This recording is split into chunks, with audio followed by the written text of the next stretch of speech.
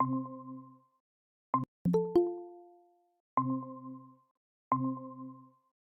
Afternoon.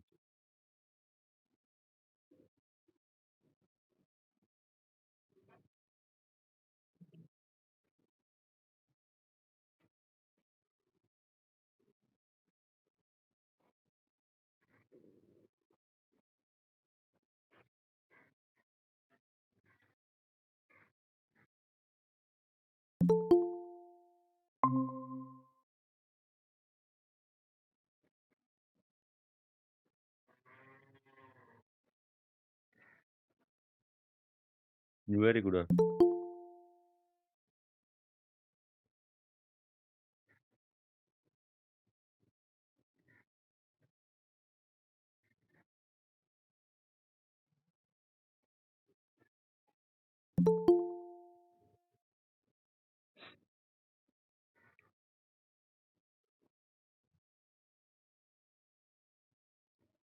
चलिए group में आइए सीधे।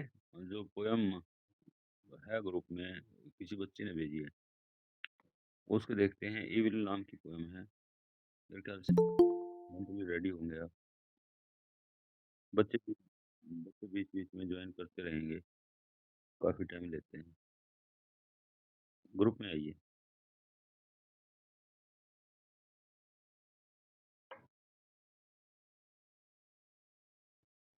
समरी तो बच्चे इसकी लिखवाई हुई है, और क्लास में किसी बच्चे को कह दो, या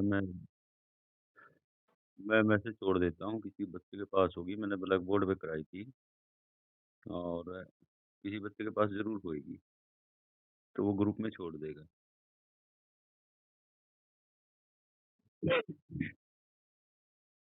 चलिए पढ़ते हैं। अ, विदेशी ने इस पोएम को लिखा है बच्चों,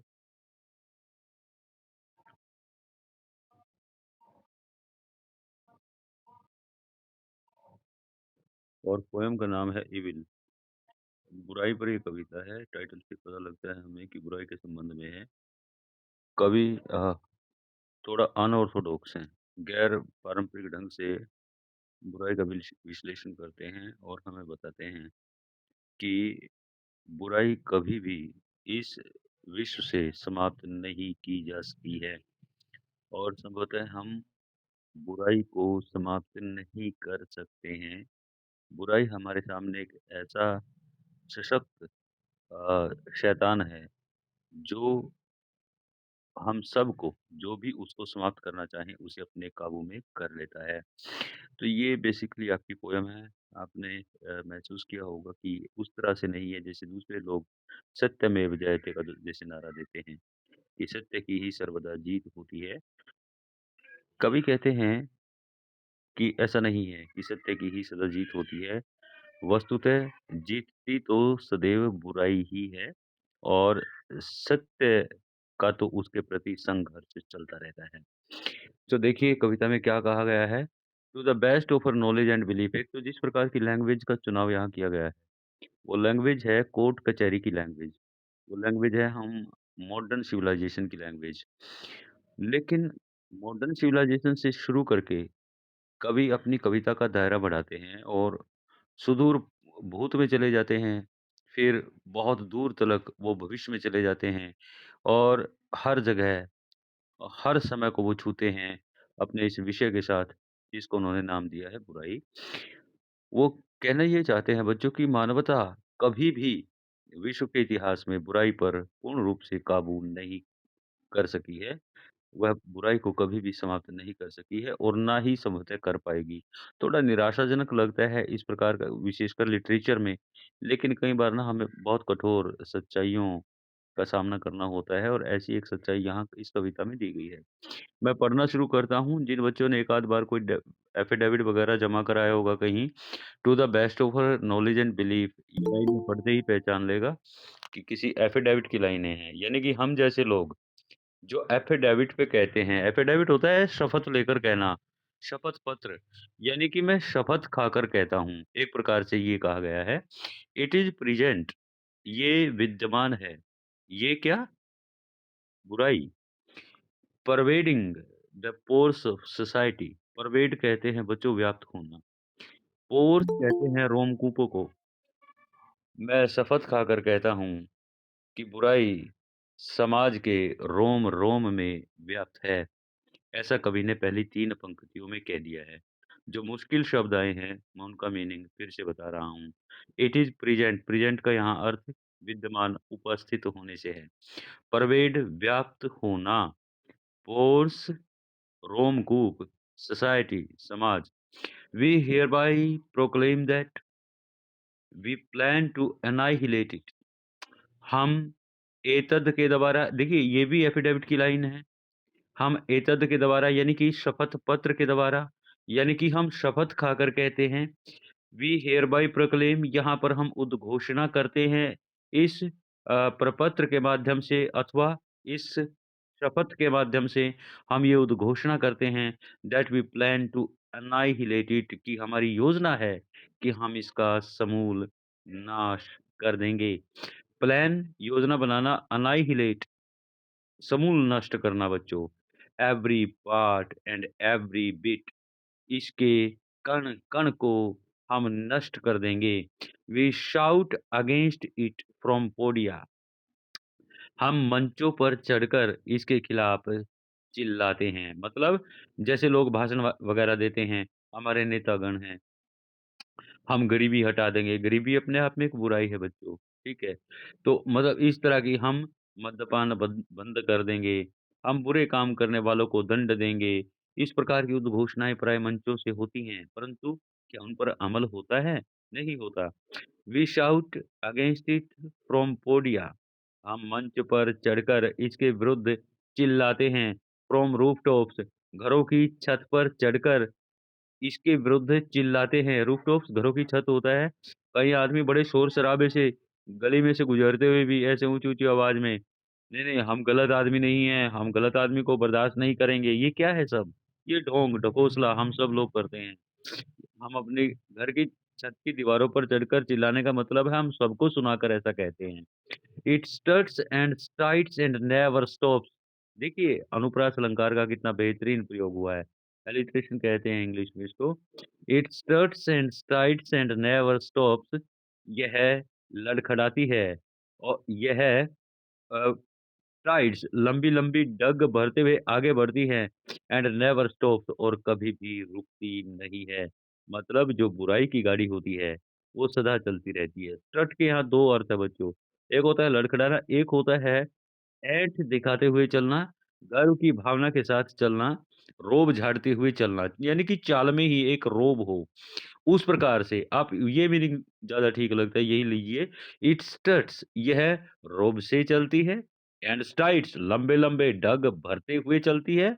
स्ट्राइड होता है लंबे डग भरते हुए चलना एंड नेवर स्टॉप्स और कभी भी रुकती नहीं है। टू स्लॉटर इट इसको मार-काट डालने के लिए स्लॉटर कहते हैं कत्ल कर देना। जैसा कत्ल खाने में होता है, कसाई खाने में होता है, उसी उसकी ये वर्ब है, स्लॉटर होता है कसाई खाना और वर्ब के रूप में इसका जब प्रयोग किया जाता है, तो इसका अभिप्राय होता है कत्ल कर देना। टू स्लॉटर इट इसका कत्ल करने के लिए we set out with pomp and glitter हम घर से निकल पड़ते हैं। सेट आउट का मतलब है युद्ध करने के लिए निकलना। घर से निकलना, युद्ध करने के लिए निकलना। We set out with pomp and glitter हम बड़े शानो-शौकत के साथ और बड़ी चमक-धमक के साथ इस पर धावा बोलने के लिए निकलते हैं। व सेट आउट घर से निकलना, पोम्प ठाट-बाट, शानो-शौकत और ग्लिटर होता है चमक, धमक। It simply smile has no jolt or jitter यह तो बस मुस्कुरा भर देती है और इसको ज़रा भी चिंता नहीं होती, ज़रा भी फ़िक्र नहीं होती। Has no jolt or jitter इसको तो शरीर में झटका भी नहीं लगता। समझ गए ना आप? मतलब बुराई जो है, बुराई बिल्कुल भी हिलती भी नहीं है। ये इस समाज के आक्रमण को देखकर क्यों? शायद वो जानती है कि आक्रमण झूठा है। उस पर वास्तव में कोई आक्रमण नहीं होने जा रहा। पुनः सुनिए, नो जोल्ट और जिटर उस पर कोई प्रभाव नहीं पड़ता। इसका अभिप्राय है इस उस पर कोई प्रभाव नहीं पड़ता, वह हिलती भी नहीं है।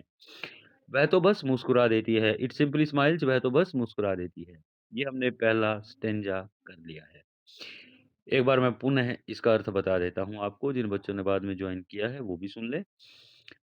ये कविता बुराई के संबंध में है और कवि का मत है कि बुराई कभी भी मानव समाज से समाप्त न की जा सकी है, न की जा सकेगी। ये अलग बात है कि हम इसके विरुद्ध लड़ते आए हैं और लड़ते चले जाएँगे। यही हमारा अस्तित्व है। पुनः सुनिए प्रथम पद्यांश में क्या कहा गया है? To the best of our knowledge and belief, जहाँ तक हमारा ज्ञान है, जहाँ तक हमारा विश्वास है। इसका मतलब क्या हुआ बच्चों? हम शपथ खाकर कहते हैं। जो भी कह रहे हैं, शपथ खाकर कह रहे हैं। मतलब हम झूठ नहीं बोल रहे। इट इज़ प्रेज़ेंट, ये विद्यमान है, ये उपस्थित है, ये हाज़िर है, ये मिलती है। कहाँ? Pervading the pores of society, समाज के रोम-कूपों में व्याप्त हुई। अब आप देख लीजिए, जब कहा जा रहा है कि समाज के रोम-कूपों में ये व्याप्त है, तो मतलब समाज का ऐसा कोई भी इंसान नहीं बचता है, कोई भी हिस्सा नहीं बचता है जो बुराई से सर्वथा मुक्त हो। वी हियरबाय प्रोक्लेम दैट, हम यहाँ शपथ खाकर कहते हैं कि we plan to annihilate it, हम योजना बनाते हैं इसके समूल नाश की।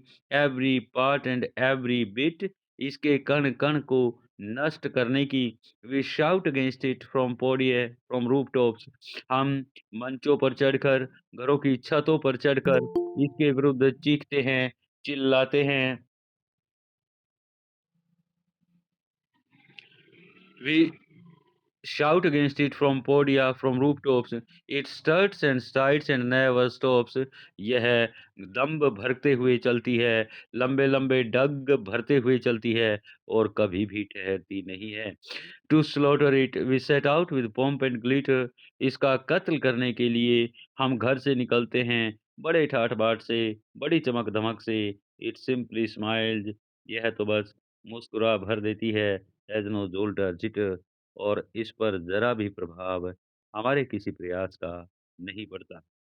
अब दूसरे पद्यांश पर आते हैं। Often we have seen it in counts in the chair, sitting cozily across the table. Often means प्राय, we have seen it, हमने इसको देखा है। प्राय, हमने इसे देखा है। इन काउंट्स इन द चेयर, देखिए इन काउंट्स वर्ड पे ध्यान दीजिए। इन काउंट्स होता है सर्प के लिए प्रयोग किया जाने वाला कुंडली मारकर बैठना, राइट? सर्प के लिए प्रयोग किया जाने वाला वर्ड है, यहाँ बुराई के लिए आया है, यानी कि बुराई और सर्प में कोई भेद नहीं होता। After we have seen it in counts in the chair, प्राय हमने इसे देखा है कुर्सी पर कुंडली मारकर बैठे हुए। अब समझ ही गए होंगे आप कुर्सी पर कौन बैठता है। Sitting cosily across the table, बड़े ही आराम से मेज के दूसरी पार या मेज के दूसरी ओर लगी हुई कुर्सी पर बैठे हुए। कोजली आराम से, अक्रॉस द टेबल मेज के दूसरी तरफ लगी हुई कुर्सी। हमने इसको प्राय आराम से मेज के दूसरी तरफ लगी हुई कुर्सी पर कुंडली मारकर बैठे हुए देखा है। But before we can touch it, परंतु इससे पूर्व कि हम इसे स्पर्श भी कर सकें, it's hardly flowing in our blood stream, is already flowing in our blood stream, यह पहले ही हमारे रक्त धारा में मिल जाती है और रक्त के प्रवाह के साथ प्रवाहित होने लगती है। मतलब इससे पहले कि हम इसे छूने की सोचे भी, बुराई स्वयं हमारे भीतर आ जाती है बच्चों। और वह बुराई हमारे रक्त में ही प्रवाहित होने लगती है। It snugly perch on the hand, यह चुपचाप उस हाथ पर विराजमान हो जाती है। पर्च मीन बैठना, चुपचाप, जैसे पंछी आकर मुंडेर पर बैठ जाते हैं, उसी प्रकार से बुराई भी चुपचाप आकर उस हाथ पर बैठ जाती है। That brandishes the sword against it, जो इसके विरुद्ध तलवार लहराता है। ब्रांडिश कहते हैं लहराना, सोर्ड तलवार को कहते हैं बच्चों। मतलब यह अपने विरोधी के हाथ पर ही बैठकर उसको अपने काबू में कर लेती है। देखिए, अब आप प्रजातंत्र के नागरिक हो, प्रजातंत्र में क्या होता है, जो पार्टी सत्ता में होती है, वह कहती है, तेल के दाम बहुत अधिक है, नहीं-नहीं, पेट्रोल के दाम कम कीजिए। लेकिन जब वो अगली मर्तबा स्वयं सत्ता में आते हैं, तो वो क्या कहते हैं, पेट्रोल महँगा नहीं है, पेट्रोल के दाम देश के विकास के लिए उच्च दरों पर हैं, हमें पैसे की ज़रूरत है, इसके दाम कम नहीं किए जा सकते। लेकिन जैसे ही वो पलटकर फिर विपक्ष बनते हैं, फिर वो ऐसा कहने लगते हैं। तो ये क्या है? बुराई उसी हाथ पर बैठ जाती है, जो हाथ बुराई के विरुद्ध तलवार लहराने लगता है। The arrows aimed at it, वो तीर जो इस पर निशाना बनाकर छोड़े जाते हैं, find their way into the very core of our being, वो वापिस आकर हमारे ही प्राणों में धँस जाते हैं। Into the very core of our being, हमारे ही प्राणों में। इंटू द वेरी कोर प्राण ही, ऑफ आवर बीइंग हमारे जीवन के प्राणों में ही आकर लग जाते हैं। फाइंड देयर वे, वो अपना रास्ता ढूँढते हुए। मतलब जो तीर बुराई को निशाना बनाते हुए धनुष से छोड़े जाते हैं, वो तीर, तीर छोड़ने वाले के ही प्राणों का हरण कर लेते हैं, मतलब उसी को नुकसान पहुँचाते हैं।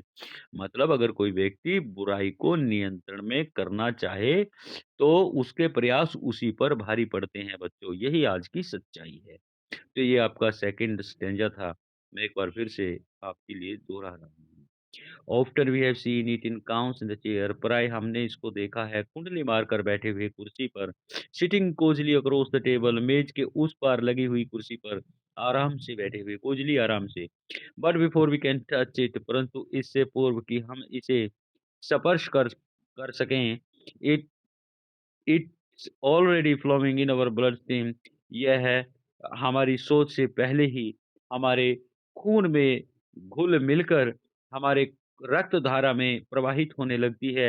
It's snugly perch on the hand, यह चुपचाप उस हाथ पर आकर बैठ जाती है। That brandishes the sword against it, जो हाथ इसके विरुद्ध तलवार लहराने लगता है।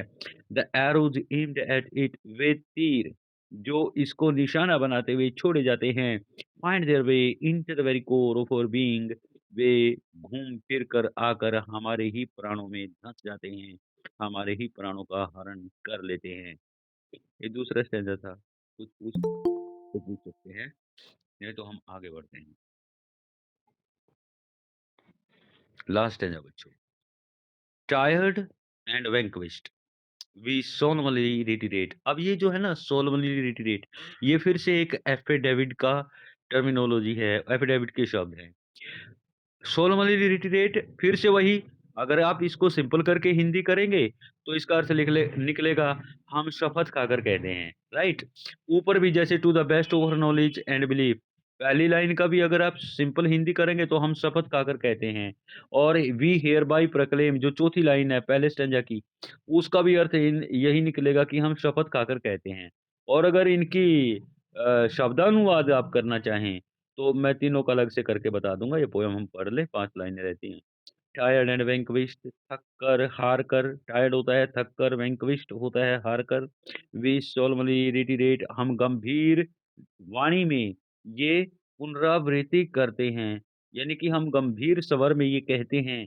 रिटरेट करना, दोहराना, सोलमनी गंभीर वाणी में, to the best of our knowledge and belief, कि जहाँ तक हमारा ज्ञान है, जहाँ तक हमारा विश्वास है, इट इज प्रेजेंट, ये विद्यमान है, pervading the force of the universe, इस ब्रह्मांड के रोम कूपों में व्याप्त होते हुए।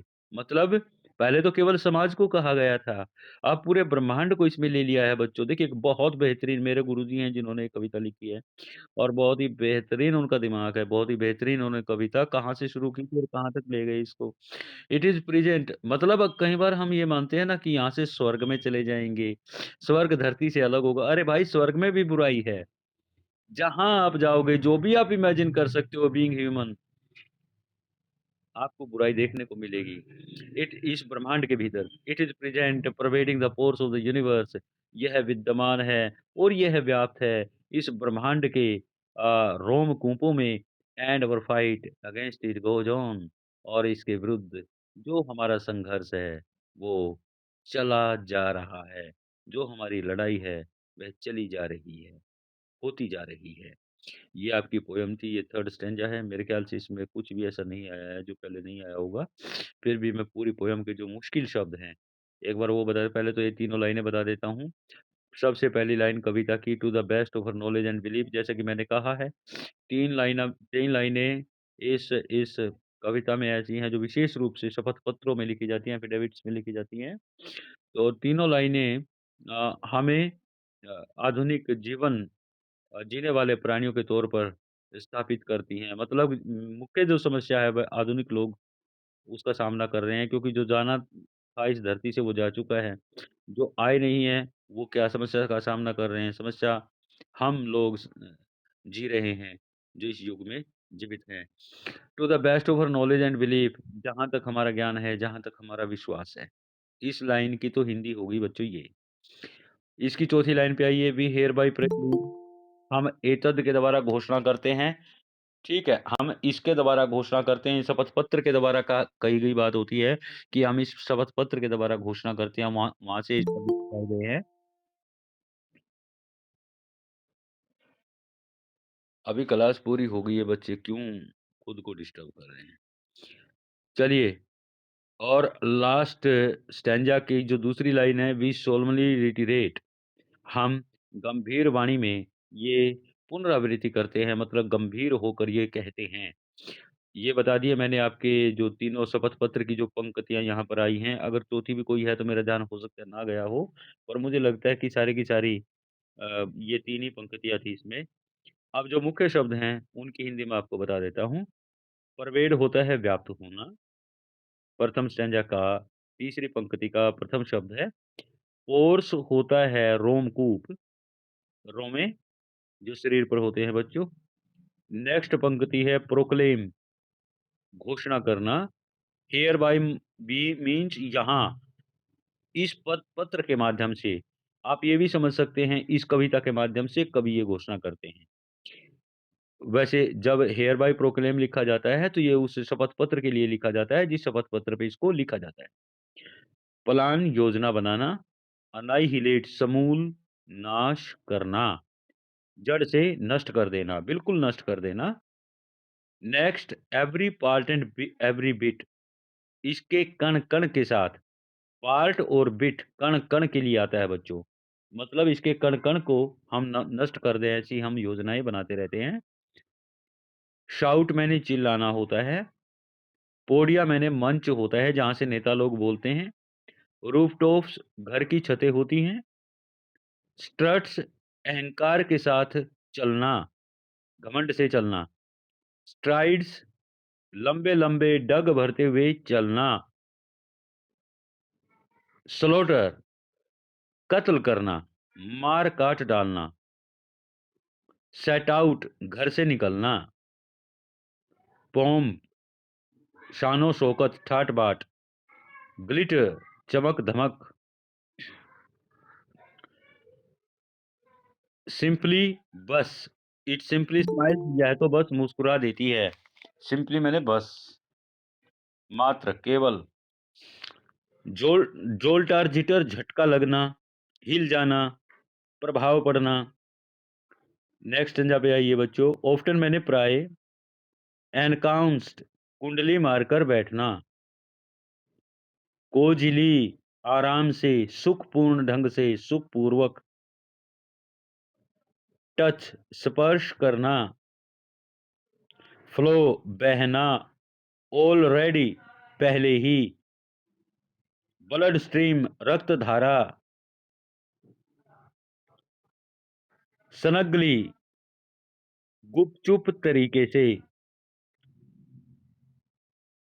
पर्च बैठ जाना। ब्रैंडिसिस लहराना, जैसे तलवार लहराते हैं, ब्रैंडिसिस लहराना। एरोज तीर। एम्ड एट निशाना साधना।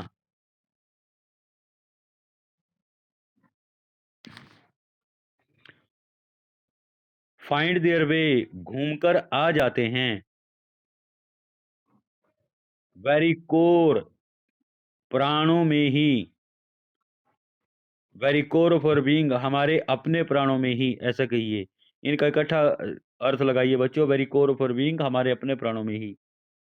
नेक्स्ट है टायर्ड थके हुए, वैंक्विश्ड पराजित हुए, विजित हुए, सोलमली गंभीर वाणी से रिटेरेट दोहराना अथवा कहना। बाकी सब आपको पता है यूनिवर्स मैंने ब्रह्मांड होता है, विश्व होता है। अब बताइए कुछ पूछना चाहते हैं?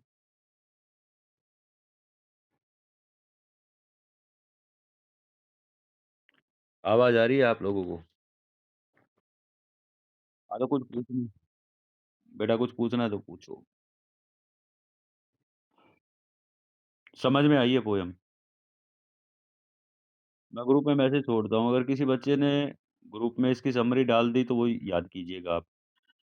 नहीं तो अगर आप लिखना भी चाहो ना, इसकी समरी सिंपल करके मैं कहाँ से बताऊँ?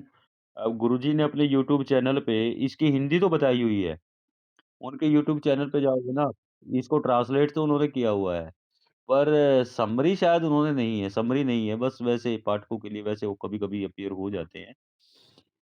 छोड़ रखी है हिंदी तो ये मैंने देखा है व्हाट्सएप पे वो सॉरी यूट्यूब पे। तो मैं देखता हूँ, मैं बच्चों के लिए मैसेज छोड़ता हूँ, कोई ना कोई बच्चा डाल देगा।